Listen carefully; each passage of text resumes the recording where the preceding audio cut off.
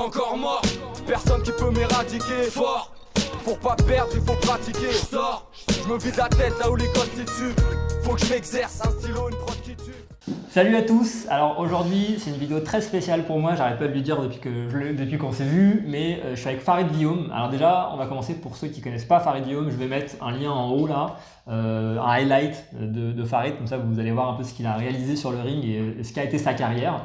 Et donc j'ai un sentiment un peu particulier vis-à-vis de Farid parce que c'est lui que j'ai vu boxer pour la première fois dans un combat de boxe thaï. C'est le premier combat de boxe thaï que j'ai vu, c'était Farid qui boxait. C'était je crois au championnat de France. Je crois que c'était en 98-99. Je crois que c'était contre Samir Jeffali. Voilà, tu m'aides. C'était une finale, ouais, exactement. Ça devait être une finale du championnat de France. Ouais. C'était cassette, c'était ça. 63,5 kg. 63,5 kg. 63,5 kg, putain. Et j'ai vu ça, et puis très peu de temps après, sur Canal+, je t'ai vu à l'anniversaire de la reine, ou du roi, je sais plus, un des deux. Et en fait, j'avais un peu moins d'une quinzaine d'années, ou une quinzaine d'années, ça m'a vachement marqué. Donc c'est comme ça que j'en suis venu à pousser une salle de boxe, enfin la porte d'une salle de boxe. Et c'est comme ça que je me suis mis à la boxe. C'est comme ça que 20 ans après, j'ai créé la chaîne du Mouet et qu'on est tous là réunis aujourd'hui. Voilà, l'effet papillon. Comme quoi la boxe, ça rassemble. Ça rassemble et ça, puis ça crée des liens. Et tu vois, des liens même avec tant d'années, on reste toujours soudés, tu vois. Donc c'est cool. Et puis si on peut te donner de la force, avec grand plaisir. Ah bah écoute, je suis vraiment hyper content. Ouais. Donc Farid, l'idée c'est qu'on puisse échanger un peu aujourd'hui pour que tu nous racontes ton parcours. Vous allez voir, Farid c'est quelqu'un qui a marqué vraiment l'époque et les années 2000, début des années 2010 en gros, sur ta carrière.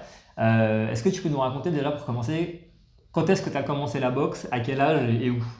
J'ai commencé la boxe en 91, je crois, un truc comme ça, 91, 92, je pense.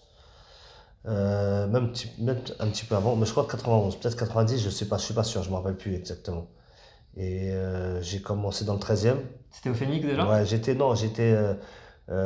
l'ancien Phoenix en fait, avant, enfin la salle du Phoenix, où il s'entraîne à Marcel Cerdan, il y avait un Thaï qui donnait des cours là-bas, Boone, Simpai Boone, et j'ai dû faire, je crois, une ou deux fois. Ensuite, Jamel, il m'a dit, mais viens avec nous sur les Olympiades. Avec Désiré Thibault et tout, il y a tous les Thaïs qui sont là, Nukun, Lamkong. Donc j'ai dit ok, vas-y, c'est parti. Et puis j'ai commencé avec Désiré Thibault, et puis depuis après j'ai pas lâché, tu vois. J'ai toujours resté avec Désiré Thibault. Ensuite, Désiré Thibault il a arrêté le club, il est parti en Thaïlande. Et moi, du coup, Il a un club là-bas maintenant. Voilà, et moi après j'ai rouvert le Phoenix avec Hassan et Brice. Hassan Gaye que vous avez vu dans l'interview que j'ai fait de lui quand je présentais le Phoenix justement. Voilà, donc on a ouvert le club pour on a mis Phoenix, pourquoi? Parce que René de ses cendres par rapport au Starboxing, tu vois, on était tous des anciens fighters du Starboxing. Et puis du coup ben voilà, on a continué le prolongement, tu vois, dans le 13e. À Marcel Cerdan, tu vois, et puis après du Phoenix, après je suis passé à la team Bilos, avec Bilos. Ouais.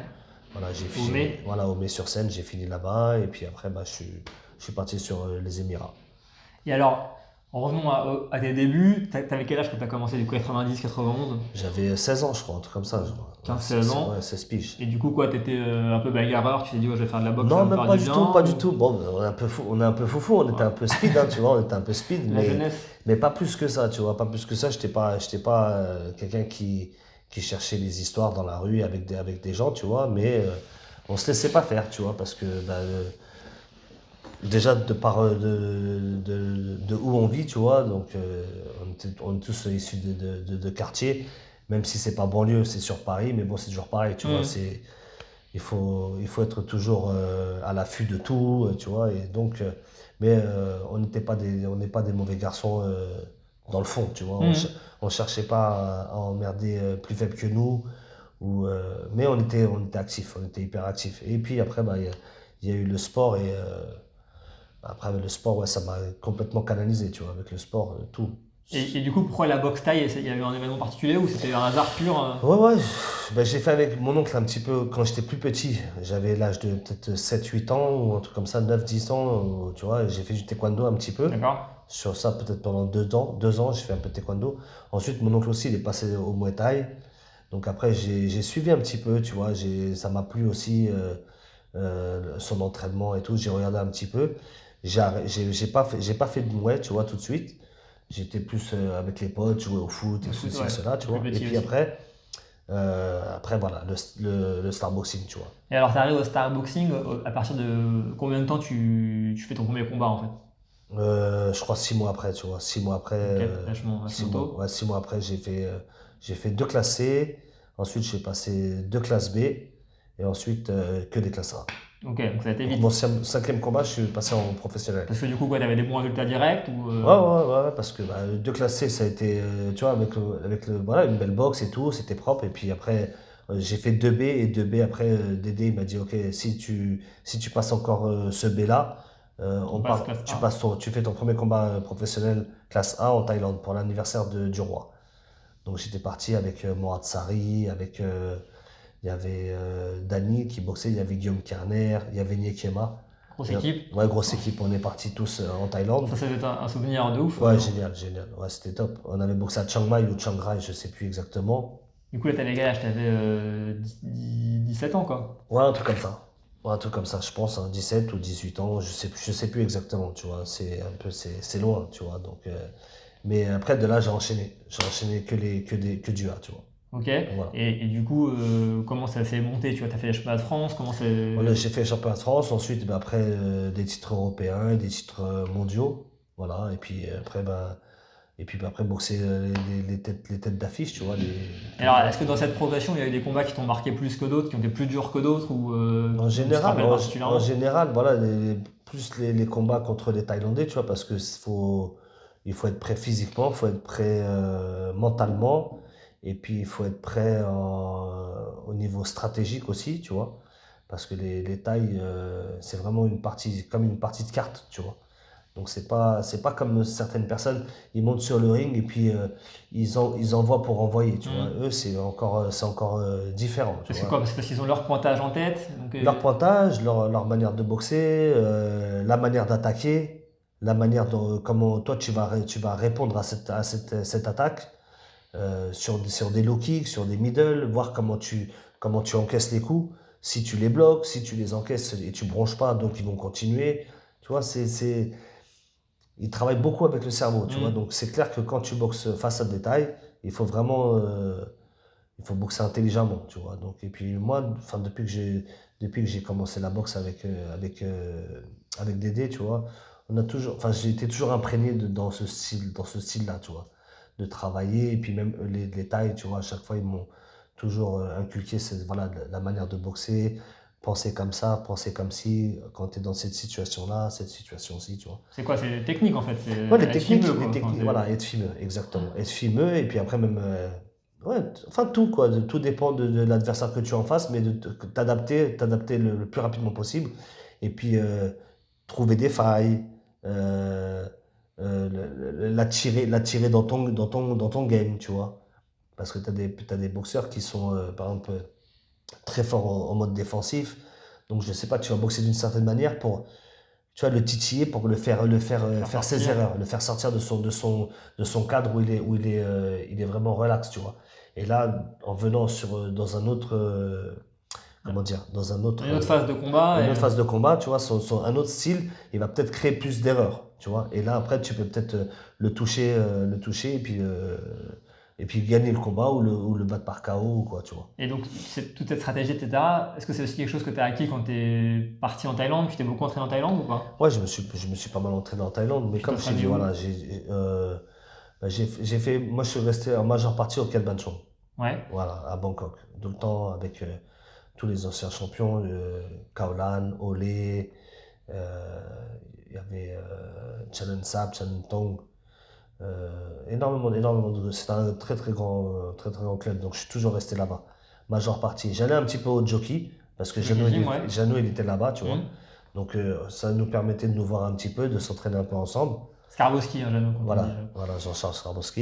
Et on était dans la même banlieue en fait, à Bangpo, tu vois. Donc les clubs étaient, quand nous on courait, on voyait les mecs Vous vous croisiez, quoi. voilà, on se croisait pour les footings et tout le matin et l'après-midi. Et après voilà, c'est tout. J'ai été un petit peu m'entraîner avec Jamel ou au Sityodtong. Tu vois, quand on faisait, après nos entraînements, des fois on descendait le week-end sur Pattaya. Donc je me suis un peu entraîné là-bas aussi au Sityodtong. Voilà. Ok.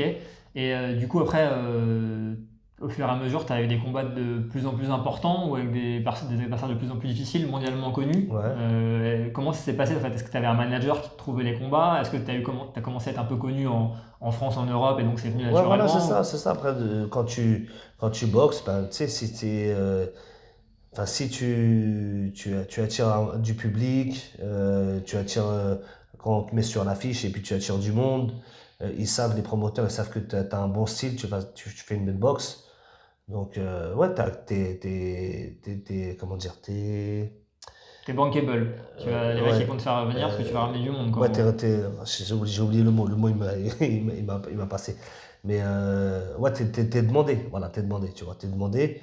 Après, ouais, t'as des facilités après, tu vois, c'est suivant les mecs que t'accroches à ton palmarès, bah, les gens, en fait, ça parle, tu vois, et puis après, ils veulent organiser, te mettre dans leur plateau, parce que ça fait tout de suite tu vois, une Un belle main affiche, event. ça fait un main event, ça fait une belle affiche aussi. Et puis derrière ça, bah, ouais, il y a aussi il y a du management, tu vois. Boris aussi, il a fait aussi son boulot avec le management, tu vois, pour me trouver des fights. Mais il y a beaucoup de gens, tu vois, qui l'appelaient aussi pour lui demander, voilà, est-ce que Farid il est dispo, est-ce que si, est-ce que ça, là. Et puis, Bon, là, on parle de voilà, Brice Ouaro, qui est voilà, donc le responsable du Muay Thai à la FFKMDA actuellement. voilà. Donc c'est lui qui gérait un peu cet aspect-là de ta carrière. Exactement, voilà. Et du coup, tu considères que c'était lequel ton premier gros combat international, tu vois? Est-ce qu'il y a un moment où tu te dis, ouais, là, ça y est, c'est Euh, sérieux, encore plus qu'avant? Après, c'est du bah, ressenti aussi, ouais, un petit peu. bah, dès que tu boxes dès que tu commences à boxer des tailles, tu sais, qui sont classés au niveau du Raja ou du Lumpini, bah, tu rentres automatiquement dans le ranking, tu vois. Et puis, si après, en plus, tu les accroches à ton palmarès, bah, tu te fais un nom, tu vois. Et puis, au fur et à mesure, bah, euh, les combats d'avant, c'était pas trop retransmis, tu vois. Mais ça parle quand même, tu vois. Ça parle, ouais, donc, Farid, il a boxé un tel, il l'a battu, il a boxé un tel, il l'a battu. En Italie, ça, bah, il y avait les journaux aussi, un petit peu, tu vois. Tu avais Karate Bushido, tu avais Uppercut et Punch Mag, tu vois. Donc, ils faisaient aussi leur job, tu vois. Même si c'était des gars-là qui se trouvaient à l'étranger, ils se démerdaient pour avoir à chaque fois Des images et des des images résultats. et puis un petit peu des résultats. Et puis derrière, ils faisaient un papier, tu vois. Donc, ouais, ça. Et alors, à quelle catégorie de poids, enfin, t'as évolué comment ta carrière en fait? T'as commencé à 63-500? Moi, j'ai commencé. Non, j'ai commencé plus léger. J'ai commencé en 50 kilos. 50 kilos? Ouais, À 15 ans, 50, tu faisais 50 kilos? ouais, 50 kilos. Et puis après, au fur et à mesure, je suis monté. 50, 53, moins de 57, moins de 60, moins de 63, moins de 66. Après, moins de 70, moins de 72. Mais je suis resté le plus longtemps dans la catégorie, c'était des moins de 66, 63, 66. Après, 60, moins de 67, 68, 69, tu vois, comme ça, cette catégorie-là. Ok. Et alors, un des combats enfin, je sais pas, un des adversaires les plus connus que tu as rencontré, je pense que c'est Senklai peut-être aussi. Ouais, il y en a plein, hein. T'as Yod, t'as beaucoup de gens, hein.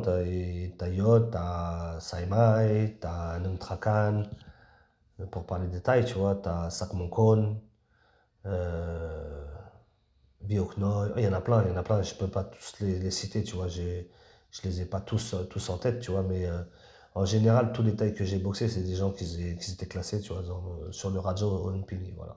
Et t'as combien de combats en tout? À peu près, je sais pas, entre 125 et 130, à peu près.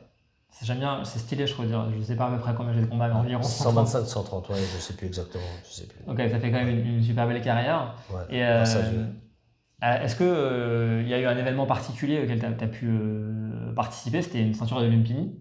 Ah ouais, Comment s'est passé ça? ouais, c'était génial, ça, c'était un super souvenir, hein, ça C'est Kepchi qui organisait ça? Je me non, rappelle c'est plus. la fédération, La fédération? ouais, c'est avec Denis Marie Santura, c'est lui qui m'a proposé Ouais. ça, tu vois, donc c'était top. On a fait ça, moi et Kamel. Ouais, c'était un super souvenir. C'était un super souvenir. Je suis passé à côté de la ceinture, mais je regrette rien, tu vois. Bah, de toute façon, J'ai fait c'est mon une fight. belle opportunité, ouais. Ouais, j'ai fait mon fight et puis c'était top, tu vois. J'ai kiffé Il y avait l'équipe de France aussi qui était venue un petit peu pour aussi boxer au Lumpini.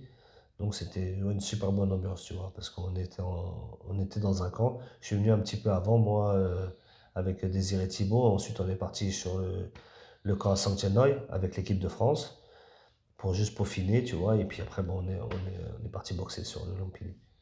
Donc ouais, ça c'est ouais, beau souvenir. Et qu'est-ce que je voulais dire? Du coup, ça c'était en quelle année? Tu te rappelles plus? Moi non Je plus. sais plus, Je mettrai au montage. ouais, je sais plus, c'est plus à peu près en 2000,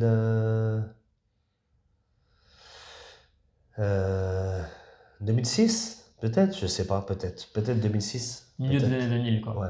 Et en fait, après, à quel moment tu t'es dit, ok, c'est bon, j'ai fait assez de combats et je me dis que. Bah, le problème, c'est ça avec les boxeurs, c'est que tu as beaucoup de boxeurs qui veulent, ils veulent pas raccrocher les Ouais. dents, tu vois. J'en fais partie, tu vois, j'en fais partie parce que là, j'ai boxé il y a 2 ans avec Jamel.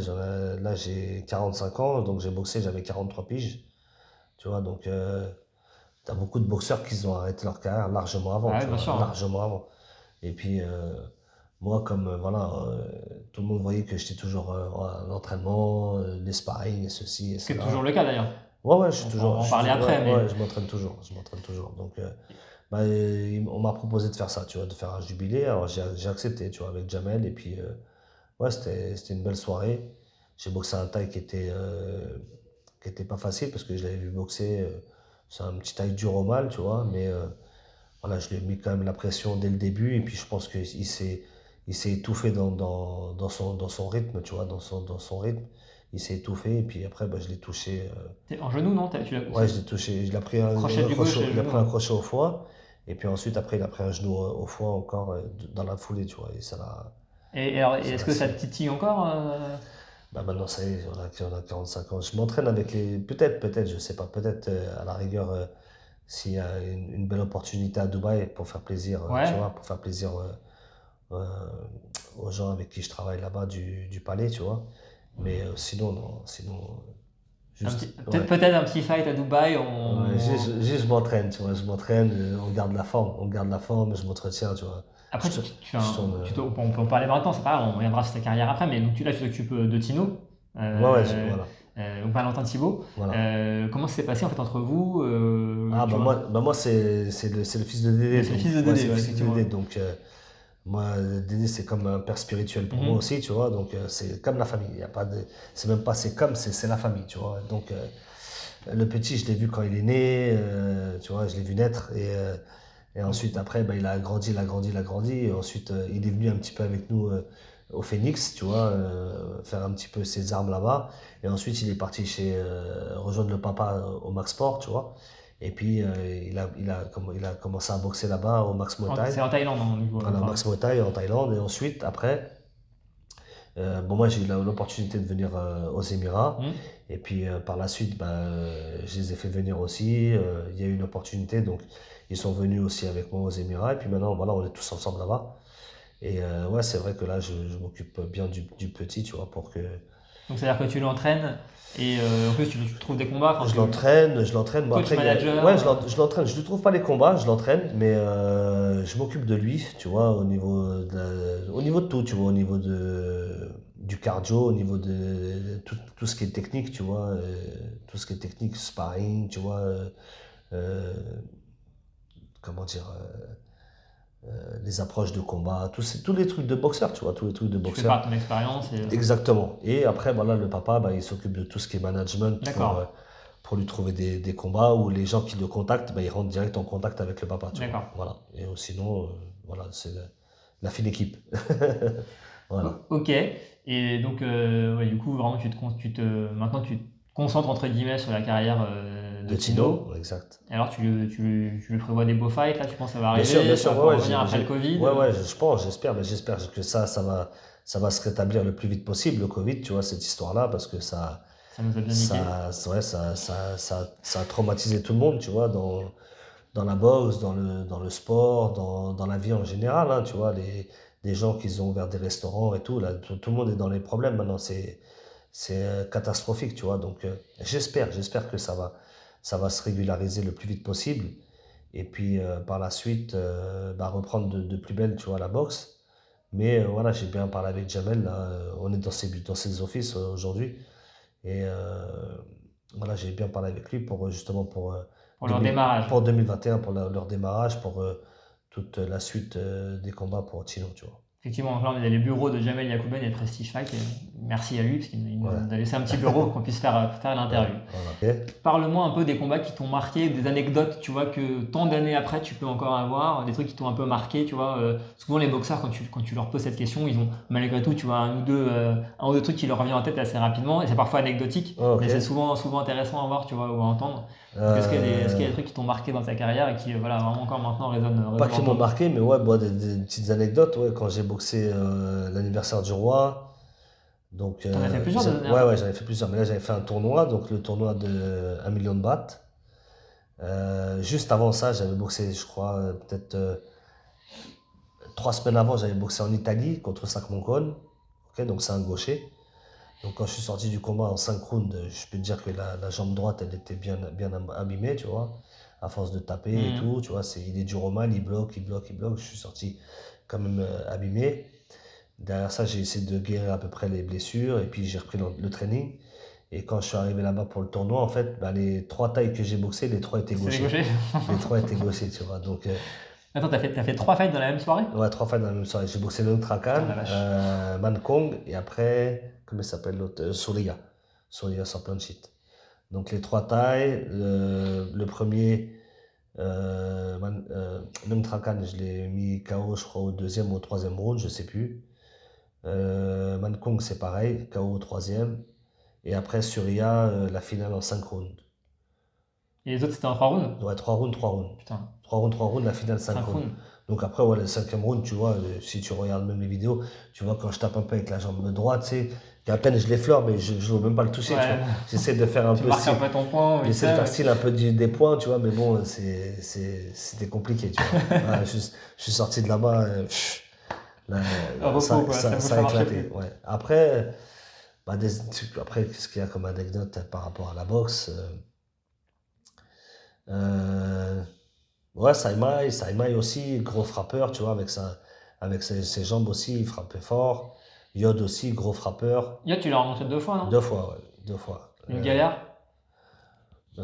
Premier combat, bien, pas de différence de poids, tu vois, c'était top. C'était un beau combat. Ça a beaucoup joué sur la technique, sur le mental, sur les stratégies, parce qu'il est très très fort.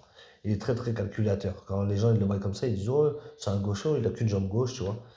Mais c'est pas du tout ça, tu vois. Il est super fort. Il anticipe, il a un super timing.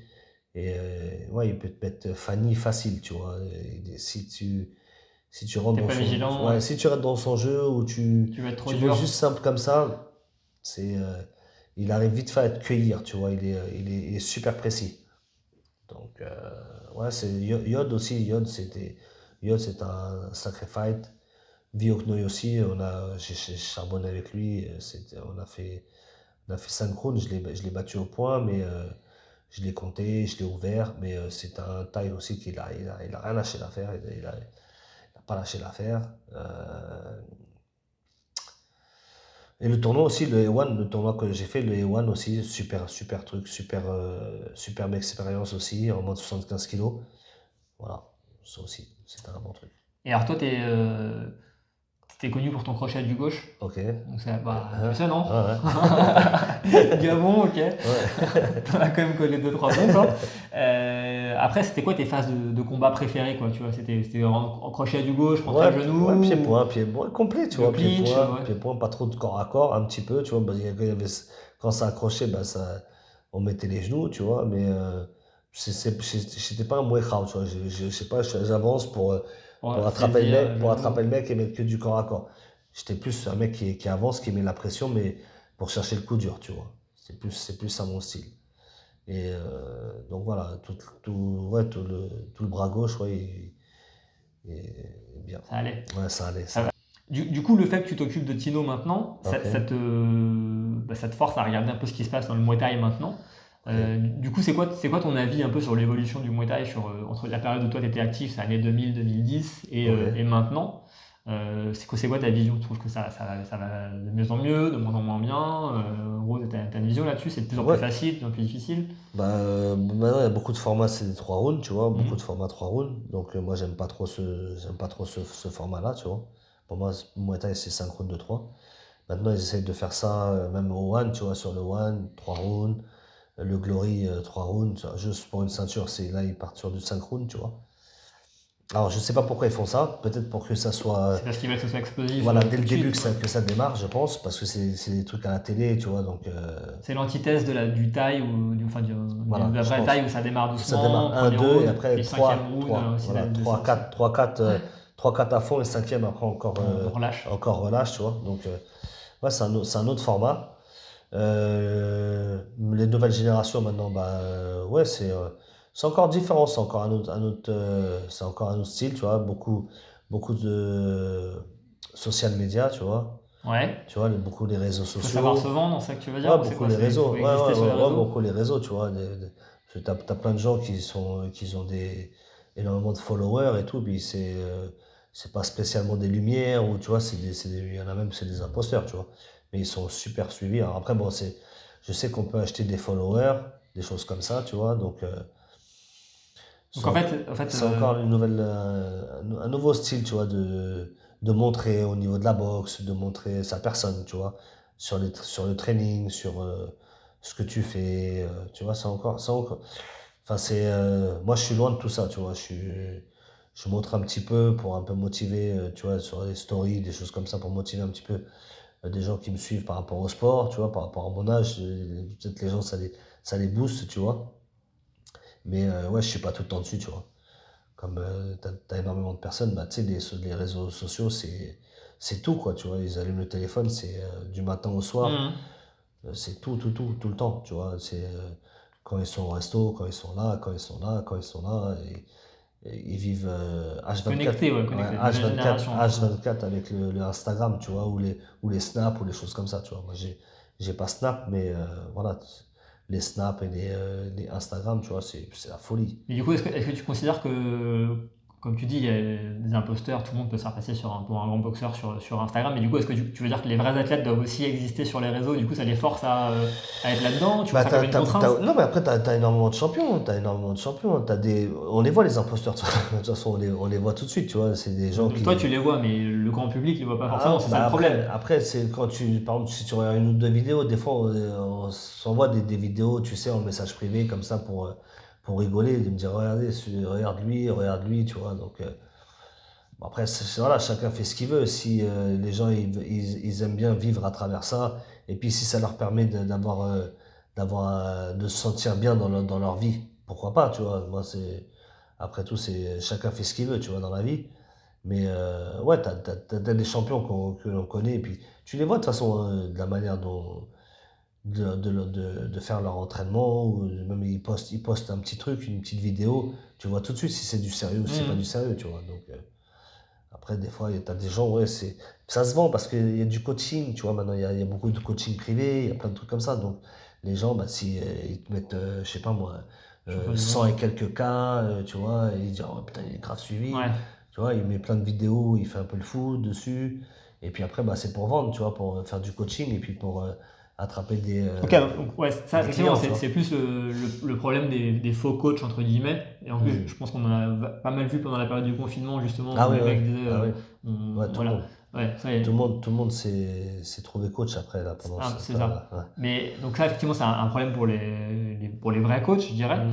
Mais après, pour les vrais boxeurs, entre guillemets, est-ce que tu considères que maintenant, en fait, on leur demande de savoir se vendre et d'exister sur les réseaux sociaux? Parce que c'est plutôt mon avis. C'est-à-dire qu'en fait, maintenant, je pense que les boxeurs, il faut qu'ils arrivent à être un peu marketés pour que, justement, ils Je intéressent un peu pense. Ouais, je du pense que ça monde. évolue, hein, ça évolue, hein. Tu sais, comme tout, ça évolue comme tout, tu vois. Et même si tu t'as pas une page Instagram ou quoi, peut-être c'est justement les gens qui vont te dire, oui, oui, ouvre une page et puis mets ça. C'est important pour ta carrière, c'est important pour le sponsoring et tout, parce que Voilà. c'est vrai que si le mec il est suivi par énormément de followers, bah, le mec qui le sponsor au niveau de produits diététiques ou au niveau de SAP, tu vois, il va se dire, voilà, Il veut de la visibilité. ah oui, donc, il y a de la visibilité Mm. sur mes produits, il y a de la visibilité sur des SAP et tout, donc ça, oui, ça peut être que bénéfique pour les marques, tu vois. Et puis après pour lui aussi, parce que bah, lui, du coup, il les touche à zéro, tu vois, et puis ça lui permet de faire ses préparations avec, d'être toujours en forme toute l'année. Et puis après, bah, les conneries pour des SAP pour s'entraîner et tout, tu vois, donc ouais, c'est...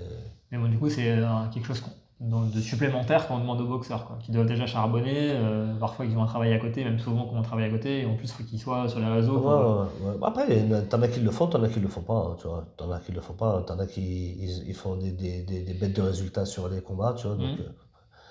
tu vois, c'est... Mais après, maintenant, comme je te dis, c'est une nouvelle génération, ils kiffent ça. Ouais, après, Bah oui, c'est ils kiffent faire plus ça, tu facile vois. peut-être. Ouais, Bah oui, ils effectivement. kiffent.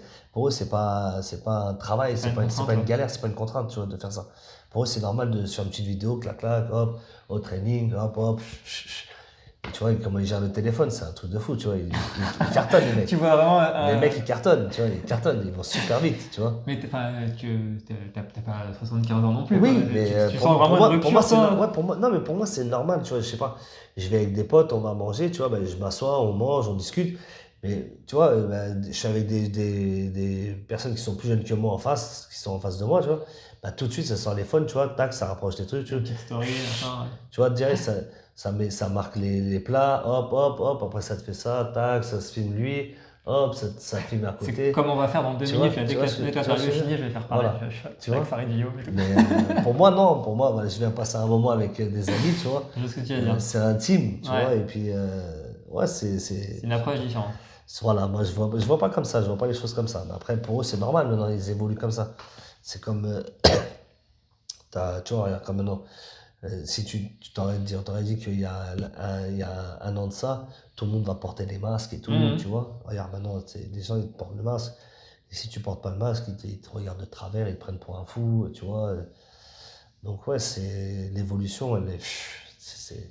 Des fois, tu prends des tartes comme ça, tu vois. Mais après, bon, au niveau des réseaux, pour moi, c'est bien aussi parce que les gens, c'est bien et ça leur permet d'avoir plus de visibilité, tu vois, au niveau de leur training, de suivre d'autres gens aussi. En fait, quand c'est fait Tu à vois. bon escient, ce que tu dis, c'est quand Voilà. c'est fait à bon escient, c'est-à-dire que t'es un vrai boxeur, tu t'entraînes Exactement. sérieusement, tu montres que tu charbonnes et ça te permet d'avoir du sponsoring et que Exactement. du coup être suivi ou donc que les promoteurs ils te fassent venir parce qu'ils savent que tu as une grosse communauté, bah, c'est Exactement. plutôt positif. Quand Voilà. tu es une grosse flûte et que tu dis, tu prends une grosse OPAO et tu dis je suis coach, machin, Ah ouais, ça parce m'intéresse. que tu vois des trucs, attention, sur Instagram, tu as des trucs de fou, hein. Mais après, c'est bon, après,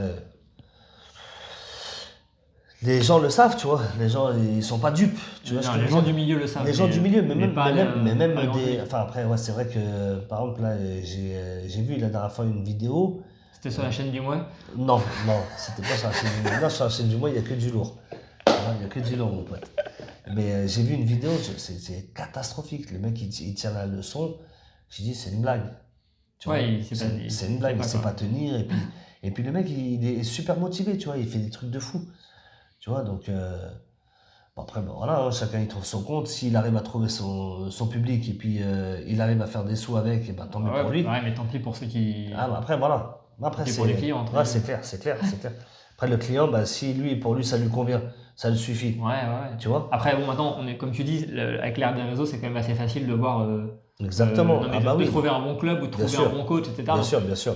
c'est aussi Bien sûr. au client de Ouais, exactement. faire un peu de recherche, Ouais, quoi. exactement. Et toi, du coup, là, tu t'occupes de Tino, mais est-ce que tu ouvrir une salle? T'as une salle à. Non, Comment ça se non, passe en fait? on travaille là-bas, donc on travaille sur Abu Dhabi, c'est que du privé, tu vois, c'est que du privé. Et Et puis, ça t'intéresserait pas de te dire. pour l'instant, je suis encore aux Émirats, donc ça serait pas pour tout de suite, tu vois. Mais après, par la suite, pourquoi pas, tu vois. Après, Plutôt en retour en France? ouais, peut-être, en retour en force, tu vois. J'ai beaucoup de personnes qui m'ont sollicité par rapport à ça, tu vois, d'ouvrir une salle, et puis. Et toi, t'as un projet de revenir en France à un moment ou pour l'instant t'es Oui, bien là-bas? Ah, ouais, j'ai un projet de rentrée, bien sûr. D'accord. Ouais. Bah, je sais pas, non, mais. Ouais, non, si. Non, j'ai un projet de rentrée, pas pour l'instant, mais. Dans ouais, quelques années ou... Ouais, j'espère. D'accord. En tout cas, pour l'instant, je suis encore là-bas. Et puis, ouais, pourquoi pas après quand je rentrerai, tu vois. si je suis encore, si je suis encore en forme, si je suis encore un peu d'actualité, si les gens... Après, transmettre de la technique, t'as pas besoin d'être. Bien sûr, bien sûr, bien sûr. C'est bien d'être en forme. Bien sûr, ouais, c'est clair. Mais ouais, mais c'est bien de montrer aussi, tu vois, l'exemple, même qu'à un certain âge, que tu puisses t'entraîner avec les minots, Non, tu bien sûr, puisses hein. faire plein de trucs, tu vois. Tu mets les crochets les gauches avec les gamins de 5 ans. Là. Non, mais c'est bien, tu vois, parce que les gens, ils ont beaucoup de respect, tu sais, quand tu vas faire des trainings avec des jeunes, tu vois, ils ont la dalle, tu vois. J'ai une petite équipe de Marocains là-bas aussi qui tourne, et puis les mecs, ils sont, ils sont super chauds, tu vois. Et puis, au sparring, tu vois, ils voient pas le jour, tu vois, donc ça leur fait plaisir parce qu'ils disent, ouais, Farid, c'est une référence, et puis même là, à cet âge-là, tu vois, c'est juste avec son expérience, son coup d'œil et tout, il arrive à nous gérer, à nous canaliser, tu vois, donc, ouais, il faut, en ayant un bon bagage, tu vois, tu peux T'as des choses à apporter. tu peux toujours gérer. Voilà, avec Jamel qui est en train de ranger son bureau là. Donc ok, donc ça c'est un projet intéressant. Peut-être peut-être une reconversion team, après. là, On verra d'ici là. Tu sais, tout peut changer, hein, tu vois. Regarde. Ouais, non, bien sûr. Sur l'espace d'un an, regarde comment ça a changé la vie, comment elle est dans le monde entier, tu vois. Moi j'ai bon espoir qu'on retrouve une vie normale. J'espère, la liberté et tout, c'est clair. Mais pour l'instant, on vit au jour le jour, et puis dans le positif, en faisant de bonnes choses, et on verra après par la suite ce que Dieu nous réserve, nous accordera, tu vois. Voilà. Eh ben écoute Farid, encore une fois je suis hyper content d'avoir pu interviewer aujourd'hui, d'avoir re-rencontré une deuxième fois, d'avoir pu échanger avec toi. Ouais, avec grand plaisir. Donc si jamais il y a un fight ultime à Dubaï, Farid Vioum versus je sais pas qui, j'espère que la chaîne du Mouais sera dans le coin pour pouvoir immortaliser ça. Donc en tout cas vraiment merci infiniment. Vous allez voir, je vais avoir mis plein de liens des combats de Farid là, au fur et à mesure dont il en a parlé. Allez vraiment les voir si vous ne connaissez pas. C'est quelqu'un qui a marqué le Muay Thai français en plus de m'avoir marqué moi personnellement. Donc voilà, vraiment merci encore Farid. Merci à toi Antoine. Et puis merci je vous dis à très bientôt pour une prochaine vidéo. La chaîne du Mouais. La chaîne du Mouais, 100% Mouais. Voilà. Impeccable.